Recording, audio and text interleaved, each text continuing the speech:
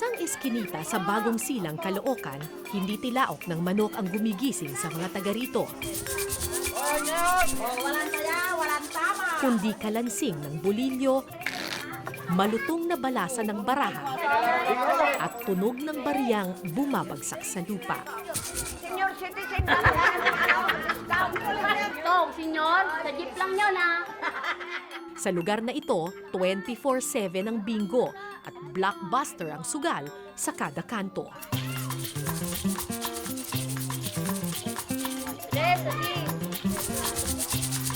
Eto na.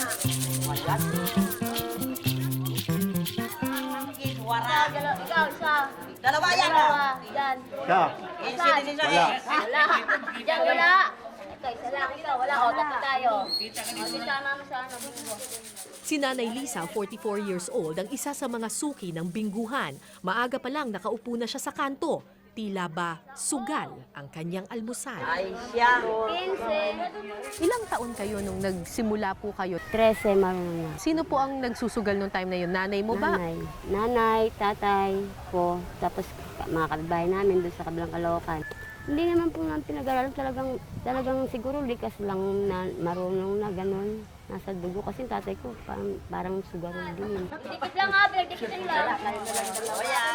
Walang permanenteng trabaho si Nanay Lisa. Umaasa lang siya sa paminsan-minsang racket at sa perang padala ng asawa niyang nasa probinsya.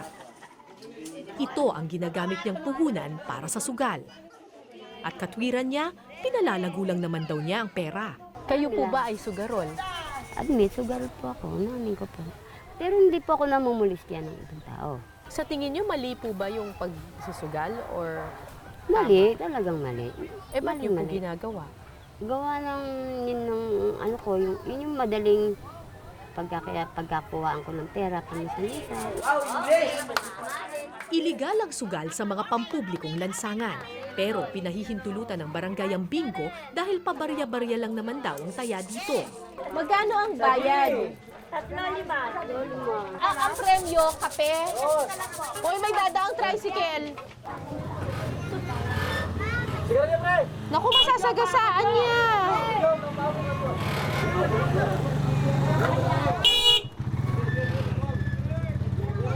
Babalikan natin yan.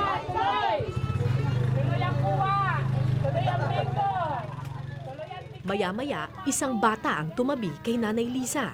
Sino ito? Anak mo. Anong pangalan mo?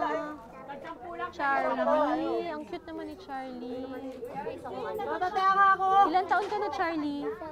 7. Hanggang grade 1 lamang ang inabot ni Charlie sa eskwelahan. Kailangang tumigil sa pag-aaral dahil kapos na daw sa pera.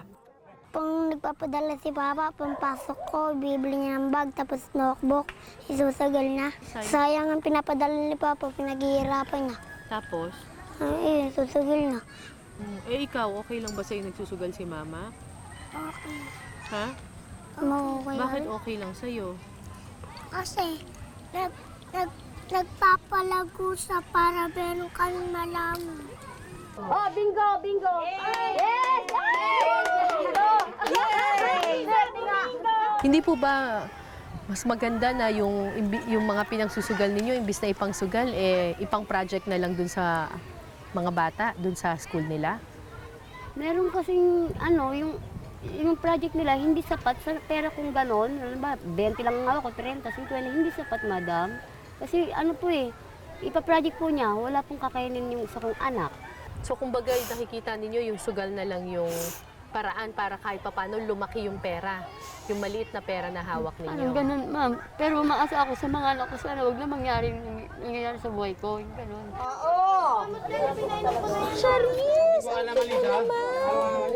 Ang nakababatang kapatid ni Charlie na si Clarice, hindi pa marunong sumulat at magbasa pero bihasa na sa bingo at iba pang laro.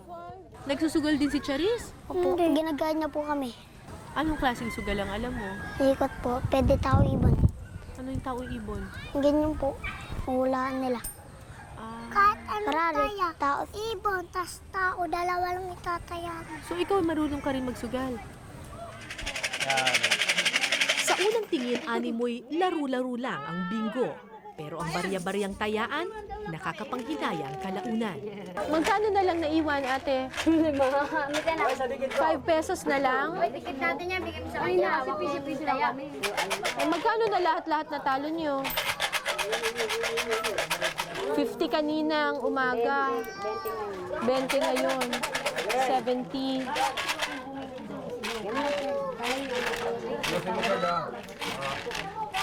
Hindi pa kayo titigil? O, maghapon to? Tapos sila, yan.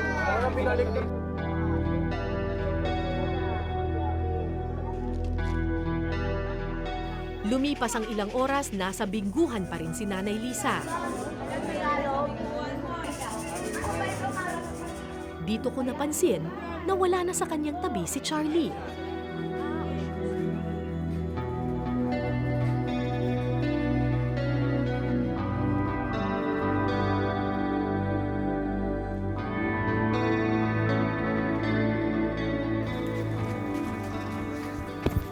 Charlie! Saan ka punta? Paikot-ikot. Mag? Paikot-ikot. Iikot ka? O, Anong gagawin mo? Nangangalakal po. Mga ngalakal? Anong hinahanap mo? Plastic. Okay.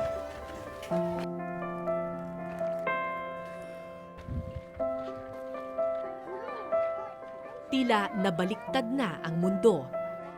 Bata ang nagtatrabaho habang ang ina naglalaro. Eh, bakit ka ba nagkakalakal? Hindi ka naman dapat nagtatrabaho, di ba? Para po may pagkain po kami kahit pang walang pera. Tapos pang naka-20 na po, nabili kami yung kanin. Ano po bang meron sa sugal at bakit gustong-gusto niyo po ito at hinahanap-hanap ninyo? Ano, masarap, nakahawak ng baraha, gano'n nakahawak ng bulitas, yung pangkalog, yung Oo. linggo. Basta masaya kami. Gaya ka na, dito mama ako ang sasaya ko dun eh, kasi may kape. Akala ko dito taming 20 ko, tuwan-tuwa kanina yung 20 ko, tumama eh.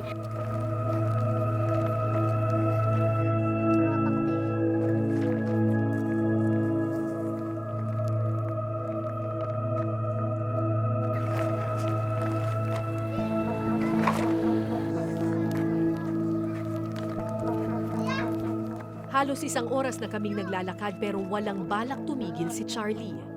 Kuya, anong lugar na ba ito? Level 6 po, 6D. Ano ba to? Caloocan pa? Bulacan na? Bulacan na po. Bulacan na to?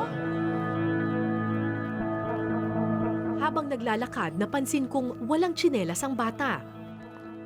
Charlie! Ang layo na nito!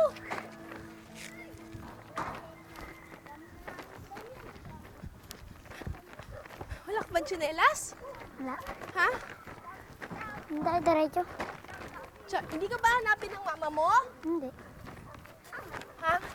Baka hanapin ka ni mama mo? Hindi. Hindi.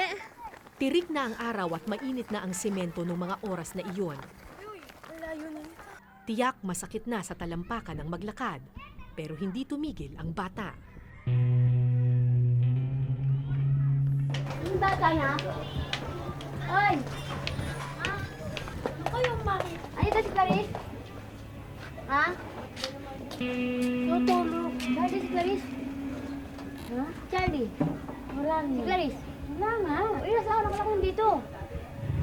Ay, mga anak ko kakain na.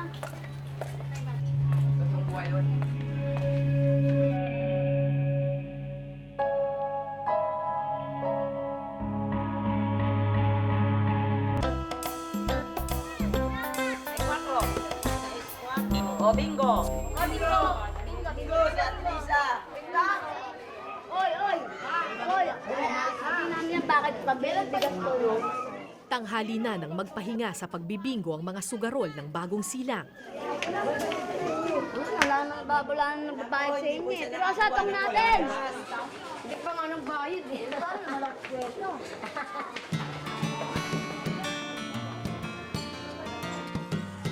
Naghanda ng tanghalian si Nanay Lisa para sa kanyang mga anak.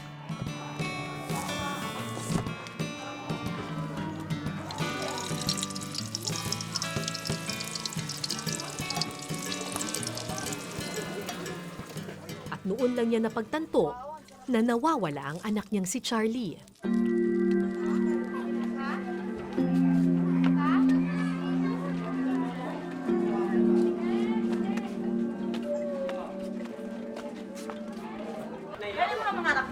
Nahanap ko yung mga anak ko eh.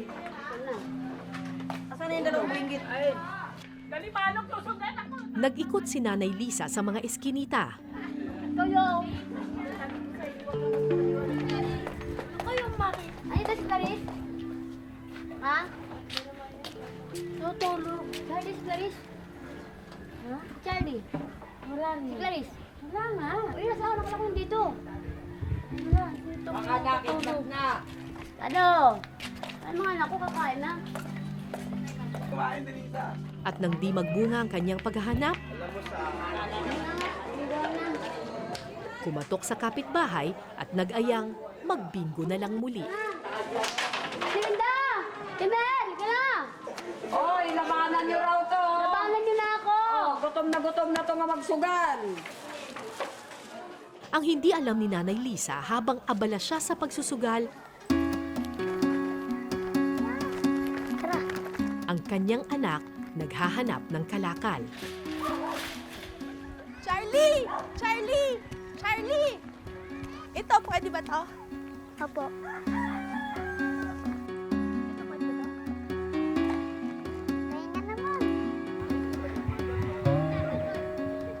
Hindi pa ba tayo, uwi na tayo? O ibebenta mo na ba ito? O hindi pa pwede ibenta? Bakit? Piso pa lang yun eh.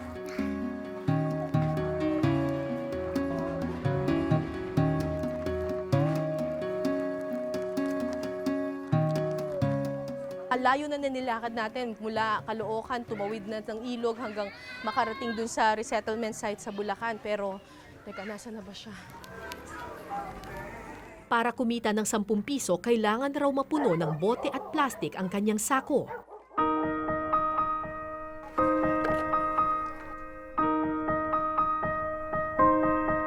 Charlie, hindi pwedeng bote! Bote! Dede.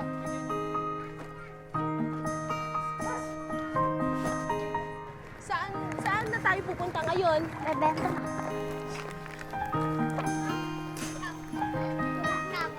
Bebenta na po.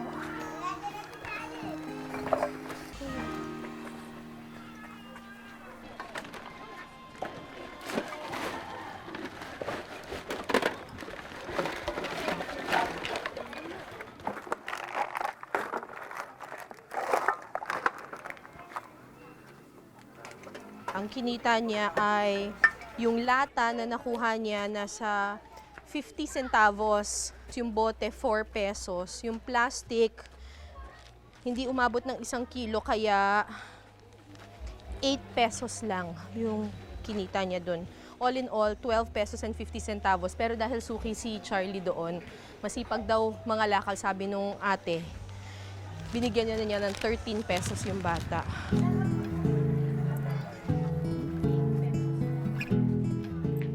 Dumiretso sa isang karinderya si Charlie. Lugaw na po. Hindi pa pala siya nag-aalmusal.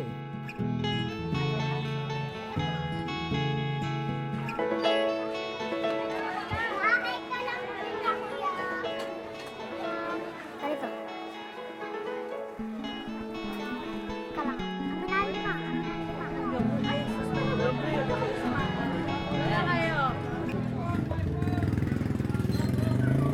Hindi pa umuwi ang magkapatid pagkatapos kumain. Ang natirang pera, ipinambayad nila pang-arkila ng isang lumang bisikleta. Ilan? Oras. Haba ko dyan. Lah, kaya ng bulugaw mo. Hindi, binigay ko kay Kuya niya. Ang kas, bilis. Ker!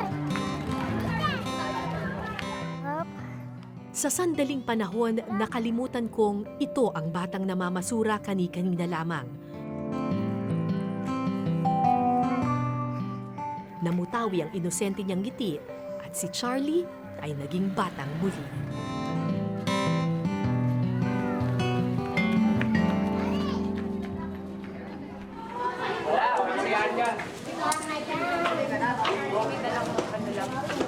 Ayun na si Charlie. Alauna na ng hapon nang magkita muli ang mag-ina.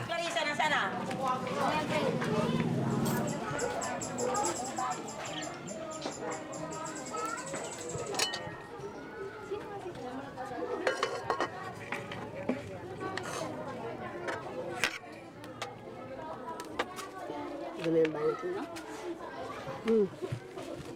Hugas na dito kamay, dali. Ito na ko.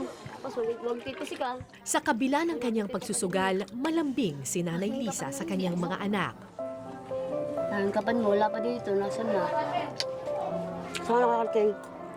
Saan ka nangalakal? Diyan lang. Wala, kaya pa kami kumakain. Ubus na. Wala na. Wala ng pagkain. Kain ka na? Saan ka galing? Ate Jenny, diba sabi ko sa'yo? Ano ka kay Ate Jenny lang? Sa loob ng kanilang maliit na barong-barong, kahit papano, naramdaman ng mga bata ang yakap ng pamilya. Dinadasal ko sa taas, tama na ako. Tama na ako, sugar, tama na ako maghirap. Sana pag nawala na ako, huwag naman pahirapan yung mga anak ko. Sana sila nang guminawa. Lahat ng hirap, dalhin ko na. Kasi ang hirap, sobrang hirap na dinanas ko eh. Love niyo ba si Mama? Opo. Bakit niyo love si Mama? Siyempre po, sila po nagpalamon sa amin. Sila po nag-alaga sa amin. Sa nagpapalaki sa amin. Pati na rin si Papa, pinalaki rin tayo sa pagkain eh. Kahit nagsusugal si Mama, okay lang? Opo. Manalo, matalo.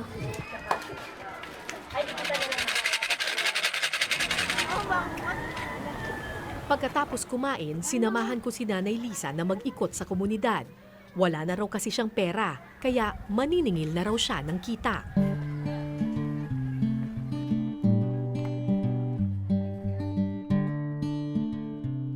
Diyan ba?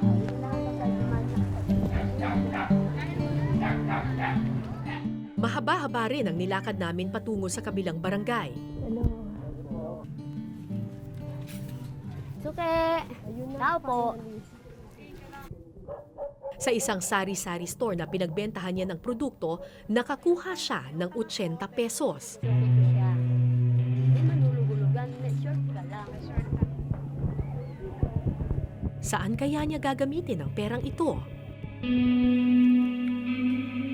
Nalaman ko ang sagot, pagsapit ng dilim.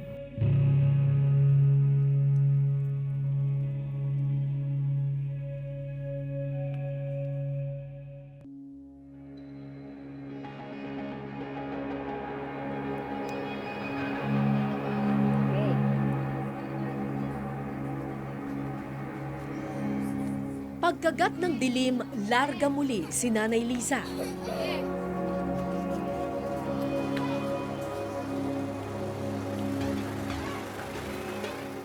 Ano pong meron dun sa tawid na ilog? Patay, dadaya akong susugal. Magbaka sakali, konting pera ko baka dumami doon, konti, ganun. Papalago, bale. Palago, yun. Eh, baka pwede rin palugi. Minsan. Ito matarik.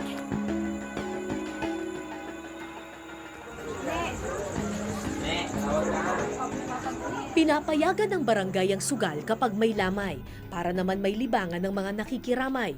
Pero sa kaso ng mga sugarol, hindi pakikiramay ang kanilang ipinunta, kundi pagkakataong makataya. So gaano po karaming lamayan ang pinupuntahan ninyo sa isang gabi? Eh, nakakatatlo kami, ganun. Tatlo? Mm-mm. Ganun karami ang Ikot kasi namamatay kami. dito? Ay, hindi naman natin gusto mamatay, pero talagang ganun eh. Talagang meron po talaga. Kasi pag dito may namatay, ano ba isa, lahat na dire-diretso. Sunod-sunod ng patay. Dito sa lugar namin dito. Ganyan. Sa isang resettlement site sa Bulacan, unang nagtungo si Nanay Liza. Nabalitaan daw niyang may namatay dito kamakailan.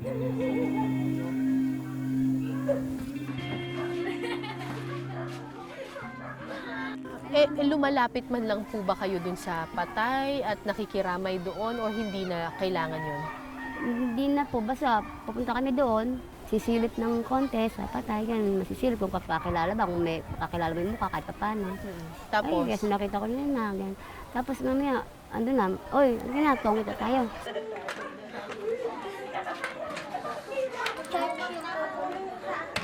meron talagang susugal dyan sa labas. Ano yun, okay lang sa inyo yun? Okay na lang din kasi una man, wala kami pinag-aanuhan. Kahit na lang pabili ng kanila. Kasi nagbibigay din sila. Bigyan po sila kahit papaano. Maagang napasabak sa Tong Eats si Nanay Liza. 200 piso ang puhunan niya mula sa padala ng asawa at dilihensya.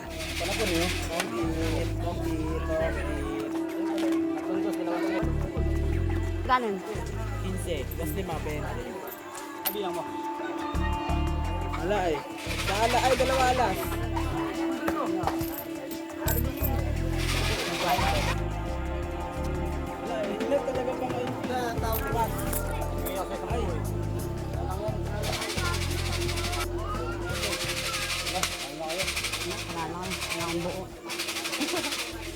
Tama. 15. Makalipas ang isang oras, tumayo si Nanay Liza at lumipat sa ibang lamayan. Talo. So magkano po ang natalo ninyo kanina? Talo ko dun ng 50. 50? Mm-mm. So magkano na lang pera nyo ngayon? 150. 150. Saan ngayon kayo pupunta? Diyan sa kabila. Anong kabila? Walang patay. May Tingnan ko isa naman. pang patay dito. Oo, meron pa ho. Hindi na ako babawi.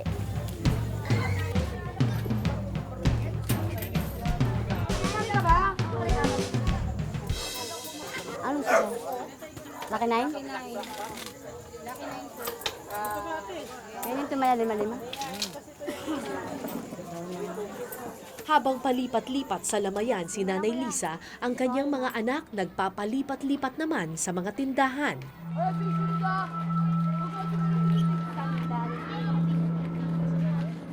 Humihingi, naglimos.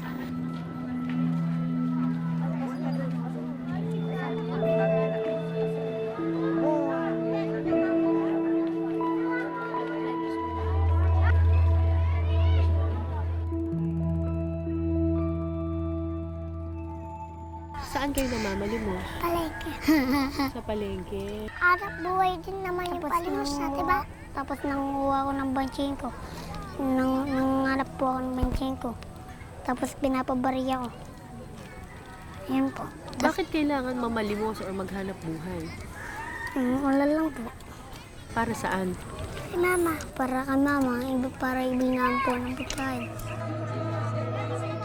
Sa mga pamilyang nabubuhay sa isang kahig, isang tuka, mabilis na tumatanda ang mga bata. Hindi ako magtataka kung pagdating ng panahon, matututunan din nilang maghanap buhay sa piling ng mga patay. Good na. Mas maraming tao sa pangalawang lamay na pinuntahan ni Nanay Liza. At tulad ng dati, hindi rin niya kilala ang namatayan. Iba-iba ang laro sa kada mesa. Merong pusoy, Tong Eats at Lucky 9. Ilan? 4 na. Ilan, kuya? 4. Quatro. Panalo. Manalo. Todo na. Sa isang sulok naman, nag-umpukan ang mga kalalakihang naglalaro ng Karakrus. Ba't po kayo naglalaro ng ganyan dito? Kasi alam ko. Para po may tong. Ikaw, magkano na natatalo mo? 200 po. Ha? 200. 200? O wala ka pang balak tumigil? Hindi na po naubos eh. Magkano ba ang ano mo balak mo ubusin? Magkano? lang po. 240. Pagkirahe bukas. Okay lang sa'yo matalo ng 240? Okay lang po. Bakit? Nalibang trabaho naman daw po. At least ano? Nalibang trabaho naman po. At least nalibang. Ikaw, magkano natalo mo? Panalo po, 200. Panalo ka 200. Nakuha mo yung 200 niya. Alam po yan eh. Sa bawat mesa may maliit na platito o garapon na makikita sa gilid. Lalagyan ito ng tong, kontribusyon o porsyento ng kita sa sugal na ibinibigay na abuloy sa patay. Ito ang dahilan kung bakit pinahihintulutan ng mga namatayan ang pagsusugal sa kanilang mga lamay dahil kahit papano may nakukuha naman silang kapalit. Sa mesa ng Lucky 9 nagbabad si Nanay Liza. Isang oras na siya dito, minsan panalo, Ayan, natama na ako. kadalasan talo.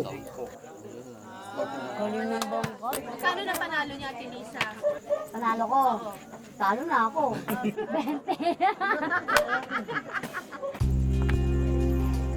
20. Sunod-sunod man ang talo, sige pa rin ang sugarol. Talo lahat. Oo, 9. Pasado alas 11 na nang magdesisyong tumayo sa mesa si Nanay Liza. Talo siya ng 40 pesos. Mahigit 100 piso na lang ang naiwan sa kanyang bulsa. Magsusugal pa kayo. Ano? Siguro, pang-almusal na namin ito bukas maga. Mahirap po lang pang-almusal ang aking mga babies. Ang ganda nun talagang patalo ko pag sinulate. Okay.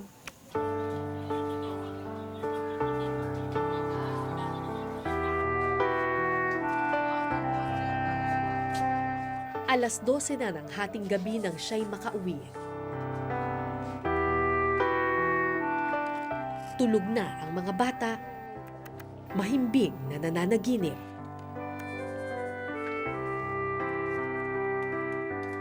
Sa tingin niyo, makakatigil pa kayo sa pagsusugal? Opo, kaya. May isip naman po Kaya naman. Hindi ko lang masabi kung kailan kasi nga, ganun na po ng hirap ko. Kailangan ko po talaga sa ngayon yan. Diyan, yung mga diskarte na po.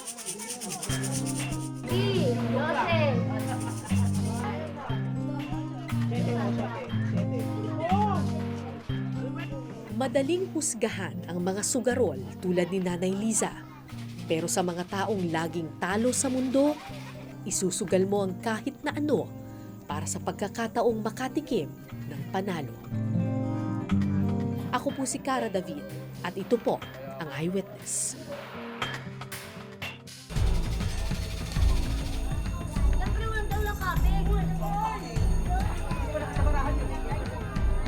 Sa barahan.